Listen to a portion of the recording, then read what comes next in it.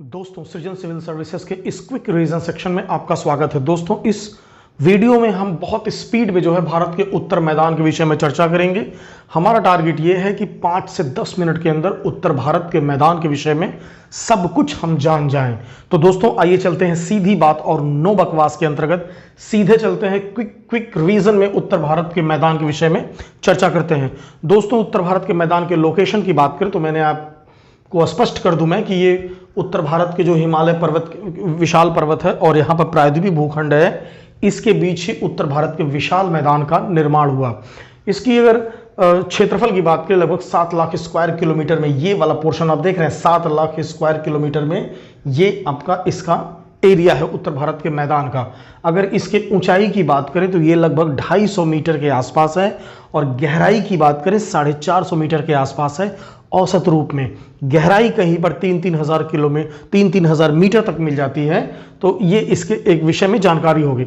अब इसके निर्माण की बात करें दोस्तों तो मैं आपको बता दूं कि पहले उधर अगर चीन की बात करें, इधर प्रायद्वीप भूखंड की बात करें, दोनों के बीच में टेथिस सागर था। टेथिस सागर में नदियां अवसाद ढोती थीं। बाद में चल के इसी टेथिस सागर से जो है इस हिमालय पर्वत का निर्माण हुआ और इस प्रकार हिमालय पर्वत के निर्माण के दौरान जो है उसकी प्रक्रिया के दौरान यहां पर एक अग्रगर्त का निर्माण हुआ। ये सारा प्रोसेस कैसे हुआ, प्लेलिस्ट में जाइए और डिटेल्ड एनालिसिस ज्योग्राफी के सेक्शन में बहुत अच्छे से बता दिया गया है, वहां आप इस चीज को समझ सकते हैं। यहां केवल क्विक रिवीजन के तरह हम आगे बढ़ेंगे। इस अग्रगर्त में जो है ये बहने वाली नदियों ने हजारों लाखों वर्षों तक अवसादन किया और इस प्रकार इसका निर्माण हुआ। इसके निर्माण का जो काल था वो अवधि है प्लीस्टोसीन और होलोसीन। मतलब जब इसका निर्माण हो गया उसके बाद प्लीस्टोसीन और होलोसीन युग में इसका निर्माण हुआ है। सबसे पुराना आपका प्रायद्वीपीय भूखंड है, उसके बाद आपका जो है ये हिमालय पर्वत है। हिमालय पर्वत में भी सबसे नवीन आपका उसका एक पार्ट शिवालिक पर्वत है और इन सब के निर्माण के बाद उत्तर भारत के मैदान का निर्माण हुआ है। उत्तर भारत के मैदान की अगर प्रकार की बात करें तो इसको हम भूआकृत रूप से 5 भागों में डिवाइड कर सकते हैं। वो सारी चीजें यहां पर लिखी हैं। भाबर प्रदेश, तराई प्रदेश, खादर प्रदेश, बांगर प्रदेश और डेल्टा प्रदेश। खादर प्रदेश को ही कछारी प्रदेश करते हैं, इसकी हम चर्चा करते हैं। अगर हम भाबर प्रदेश की बात करें तो आप देख रहे हैं नदियां जब पर्वतों से उतरती हैं तो उनकी ढाल प्रवणता में कमी आ जाती है। अपने साथ जो बड़े बड़े बोल्डर लाती हैं वो आगे नहीं ढो पाती हैं और अपने पाद बिंदु पे अपने तलहटी क्षेत्र में इनको जमा करते रहते हैं। इसी को भाबर प्रदेश बोलते हैं। इसमें बड़े बोल्डर पर्वतों के पाद बिंदु के पास जमा होते हैं और छोटे बोल्डर आपके पर्वतों से दूर जमा होते हैं। ये फिगर और ये फिगर सेम है और इसी प्रकार इसे जलोढ़ पंख कहते हैं क्योंकि जल द्वारा इस पंख को निर्मित किया गया है। जब ये शंकु के आकार हो जाएगा तो इसे जलोढ़ शंकु कहेंगे और इसी प्रकार जब ये कई नदियों का विस्तार आपस में मिल जाएगा तो इसे हम क्या कहेंगे, जलोढ़ मैदान, गिरिपदी जलोढ़ मैदान कहेंगे। भाबर क्षेत्र की बात करें तो यहाँ पर मिट्टी नहीं होगी क्योंकि ऊपर कंकड़ पत्थर जमा होंगे तो यहाँ पर जो है कृषि हो नहीं सकती है, परंतु जल जो है वो इनके रंध्रों में, इनके इस कंकड़ पत्थर के नीचे नदी बहती रहेगी, इसलिए यहाँ पर वनस्पतियां पाई जा सकती हैं। लेकिन ये पूरी तरह से कृषि के लिए अनुपयुक्त क्षेत्र है। अब नदियां जैसे ही भाबर प्रदेश से आगे बढ़ती हैं ये कंकड़ पत्थर ऊपर के समाप्त हो जाते हैं और नदियां अचानक तलहटी पे आपको बाहर नजर आने लगती हैं। इसी प्रदेश को कहते हैं तराई क्षेत्र। यहाँ आप देखेंगे कि कंकड़ पत्थर खत्म हो गया, पानी ऊपर आ गया और यहाँ पर मिट्टी पानी का मिलन होता है।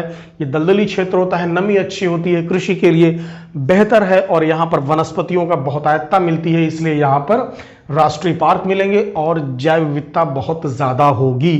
पानी और जल होने के कारण यहाँ पर नमी ज्यादा होगी तो मच्छर का प्रकोप भी होगा, परंतु वर्तमान में उस पर थोड़ी विजय प्राप्त कर ली गई है और इस एरिया में वनस्पतियों को साफ करके कृषि खेती करनी शुरू कर दी गई है। तो इसलिए यहाँ पर जो है आप देखेंगे मृदा का अपरदन भी अधिक हुआ है और खेती के रूप में बहुत संपन्न है। खेती उन चीजों की होगी जिसमें जल की मात्रा ज्यादा आवश्यक होती है, जैसे चावल और गन्ना। तो ये आपका तराई प्रदेश और भाबर प्रदेश हो गया। और ये तराई प्रदेश एकमात्र ऐसा प्रदेश भारत में है जहां पर मिट्टियों में नाइट्रोजन की अधिकता मिलती है और यहाँ की मिट्टियों में ह्यूमस ज्यादा मिलेगा क्योंकि वनस्पतियां और जैव विविधता भरपूर है। इसलिए जब उनकी डेथ होती है, वो समाप्त होते हैं, वो सब इसी मिट्टी में गिर के सड़ गल के अम्ल रूप में मिल जाते हैं और उस प्रकार जो है वो ह्यूमस का निर्माण होता है।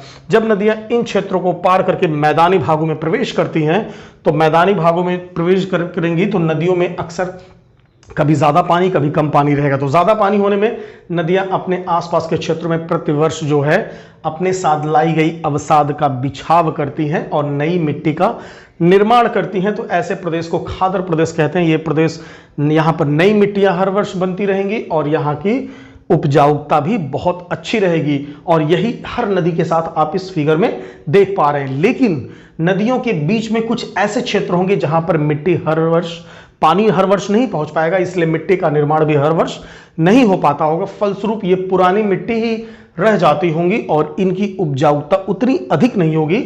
ऐसे प्रदेशों को बांगर प्रदेश कहते हैं। याद रखिएगा, दो नदियों के बीच के क्षेत्र को दोआब कहते हैं और इस दोआब में जो नदी के समीपवर्ती का क्षेत्र है उसे खादर कहते हैं। और दोआब के बीच में जो ऊंचा उठा भाग है, जहां पर ऊंचा मतलब पर्वत की तरह नहीं, थोड़ा सा ऊंचाई वाला, जहां पानी नहीं पहुंच पाता है, जैसे खेत होता है, खेत में कुछ ऐसे पोर्शन कोने पे या बीच में ऊंचे होते हैं जहां पानी देर से पहुंचता है। तो यही यहां पर कहने का तात्पर्य है इस पूरे सेक्टर में। अब यहां की उपजाऊता कम होगी और इसको बोलेंगे बांगर प्रदेश। इसका स्थानीय भाषा में नाम रे या कल्लर, या फिर यहां पर जो मिट्टी छिछली हट जाती है उसे भूड़ कहते हैं। तो इस प्रकार आपका ये पूरा बांगर प्रदेश हो गया, खादर प्रदेश हो गया, तराई प्रदेश हो गया, भाभर प्रदेश हो गया, शिवालिक पर्वत हो गया। याद रखिएगा, जब नदियां यहां नीचे से बहती हैं, कई वितरिकाओं में इसे गुम्फित नदी कहते हैं। तो ये पूरा आपके उत्तर भारत के मैदान का कॉन्सेप्ट है। अब एक चीज आप यहां पर याद रखिएगा कि उत्तर भारत का मैदान जो है ये बहुत ही उपजाऊ मिट्टी से भरपूर है, कृषि के लिए बहुत बेहतर है। और इसके साथ ही इस मिट्टी के थ्रू होके जो है वर्षा का जल या किसी तरीके से जल रिस के नीचे जाता है और इसी अग्रगढ़ चट्टान देख रहे हैं यहीं पर जमा हो जाता है। और इस प्रकार आप देखेंगे भौम जल स्तर, जो हम बोरिंग का ड्रिल करते हैं और यहां से पानी निकालते हैं, वो पानी यहीं पर जमा होता है। इसी मिट्टी के अंदर जाके मशीन जो है यहां से पानी निकालती है। तो ये उत्तर भारत के मैदान का एक सेक्शन मैंने आपको बता दिया। अब मैं आपको बता दूं, इस पूरे एरिया में आप देख रहे हैं कि जल द्वारा बिछाई गई प्लीस्टोसीन और होलोसीन में मिट्टियां हैं, इसीलिए इसी मिट्टी को जलोढ़ कहते हैं। बहुत उपजाऊ मिट्टी होती है। इसमें भी जो नदियों के नीचे प्रतिवर्ष होती हैं वो नई मिट्टियां नवीन जलोढ़ है, और जो नदियों के बीच में पुराने समय में प्लीस्टोसीन काल में बनी है वो पुरानी जलोढ़ मिट्टी है। और इसे एक और नाम देते हैं काप मिट्टी। तो नवीन जलोढ़ या नवीन काप मिट्टी, पुरानी जलोढ़ या पुरानी काप मिट्टी, ये सारी चीजें आपके खादर प्रदेश और बांगर प्रदेश में हैं। इसी खादर प्रदेश को जो है आपका कछारी क्षेत्र भी बोलते हैं, कछारी क्षेत्र भी बोलते हैं। और इस प्रकार भाभर प्रदेश, तराई प्रदेश, खादर प्रदेश और बांगर प्रदेश का कॉन्सेप्ट है। इसे आपको बहुत अच्छे से समझना है। उत्तर भारत का मैदान इसमें आपका समेटा जाता है।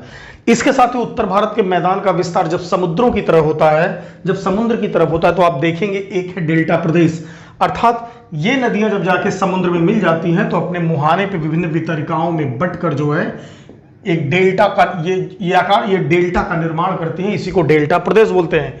इसका कारण यह है कि समुद्र और नदी के आने के बीच में थोड़ी सी उथली भूमि होगी, तो इसलिए नदी सीधे एक धारा में ना बह के अलग अलग वितरिकाओं में बट जाएगी और इस प्रकार डेल्टा प्रदेश का निर्माण होता है। तो उत्तर भारत के मैदान के विषय में यह कॉन्सेप्ट था। इसका निर्माण किस प्रकार हुआ और इसके किस किस विभिन्न क्षेत्र हैं, इन भागों में बांटते हुए आपको ये सारी चीज बता दी गई। तो दोस्तों, आप इस वीडियो को बहुत स्मार्टली हैंडल करिए। इसमें आपको 10 से 12 मिनट में सारी चीजें जानकारी हो जाएगी। और डिटेल में आपको जानना है तो प्लेलिस्ट में जाके मैदानों के संबंध में पार्ट 1, पार्ट 2, पार्ट 3 इन सब वीडियोस को आप देखेंगे तो बहुत डिटेल में वहां पर बता दिया गया है। तो दोस्तों, आप इसको देखिए। इसके साथ ही इंडियन ज्योग्राफी की सीरीज में अन्य जो भी वीडियोस डाले गए उसको भी देखिए। बहुत ही स्मार्टली, बहुत ही डीप में जाके वहां पर बताया गया है। और एक बार अगर आपने वीडियो देख लिया तो आपको किसी अन्य वीडियो को देखने की जरूरत नहीं पड़ेगी।